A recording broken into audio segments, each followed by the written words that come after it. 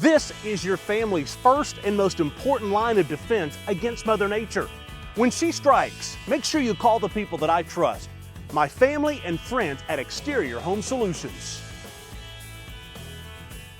Exterior Home Solutions 2-minute drill. Tennessee falls between the hedges 31-17. And Eric, Tennessee jumped out, led 10-0.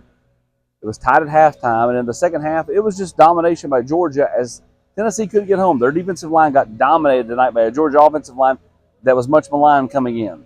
Yeah, it's about the way you want to start any football game. A 3-and-out, you go down, was a 12-play drive. You find the end zone, you score. Georgia actually punted on 3 of its first 4 possessions. They came back. You battled back and forth a little bit in the second quarter, and then you were held scoreless there in the second half. Middle of the field was wide open.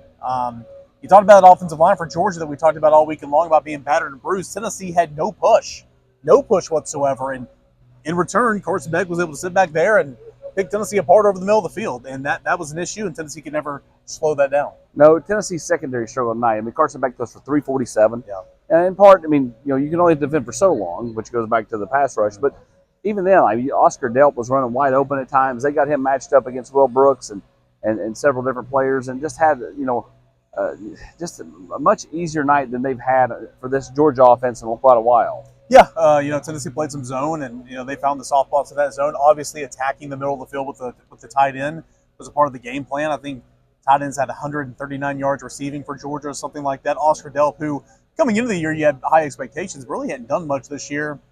Did a lot tonight. Again, going back to no pressure, Tennessee safeties I thought were slow. Tennessee's linebackers didn't help out. I mean, really, they had, I don't have it in front of me, but I mean, they had 12-play drive, 87 yards, 13-play drive, 92 yards. That was in the second half. Defense couldn't get off the field.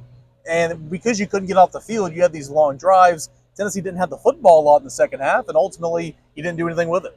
Tennessee with just over 300 yards of total offense, 167 through the air, 152 on the ground. Yeah.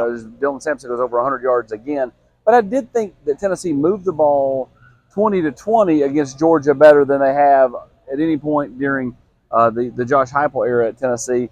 But still couldn't punch it in, only 17 points. And again, this is going to put Tennessee in need help mode for the college football playoff. Yeah, I mean, Tennessee moved the football a little bit considering what it's dealt with Georgia the last couple of years. But same situations. You went a half without scoring a football. It just so happened it was 17 points in the first quarter and none in the second half, or 17 points in the first half, none in the second half.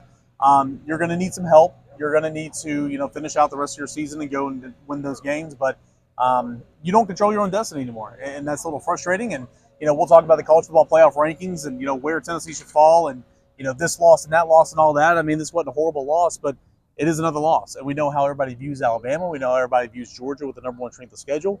We'll just have to see how those cards fall. But you control your own destiny. You do not anymore, and we'll see what happens. Still very well could make the playoffs, but you don't know right now. That's exactly right. A lot of unknown. It'll be a long 2 weeks.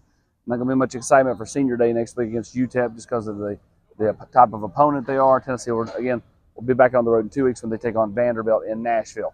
He is Eric Kane. I'm Austin Price for the Exterior Home Solutions 2-minute drill.